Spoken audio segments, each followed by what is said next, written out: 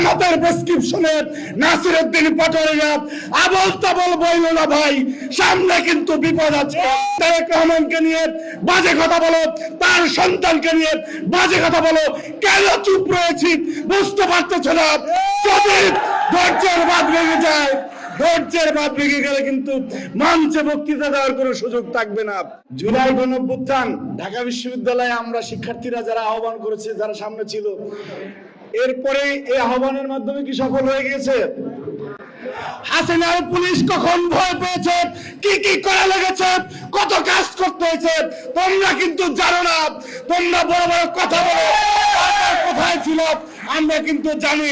5 তারিখের পরে শুধুমাত্র বাংলাদেশে যাতে বিভাজন তৈরি না হয়, বাংলাদেশের স্থিতিশীলতার স্বার্থে আমরা ধৈর্য ধরেছি। কি যাতে না বিষে বুঝি বিষে কিসে কবু আসে বিষে ধ্বংসে নিজারে। যখন রিমান্ডে নিয়ে নির্মম নির্যাতন করতে করতে হাসপাতালে ভর্তি করেছে, আবার একটু সুস্থ হওয়ার পরে আবার নির্যাতন করেছে, তারা বলেছে তারেক রহমানের বিরুদ্ধে স্টেটমেন্ট দিতে হবে, কিন্তু তারেক রহমানের কর্মীদের কাছ থেকে সেই স্টেটমেন্ট দিতে পারে নাই। আর সেই তারেক রহমানকে নিয়ে বাজে কথা বলো, তার সন্তানকে নিয়ে বাজে কথা বলো, কেন চুপ রয়েছি বুঝতে পারতেছো না? যদি ধৈর্যের বাঁধ ভেঙে যায়, ধৈর্যের বাঁধ ভেঙে গেলে কিন্তু মঞ্চে বক্তৃতা দেওয়ার কোনো সুযোগ থাকবে না।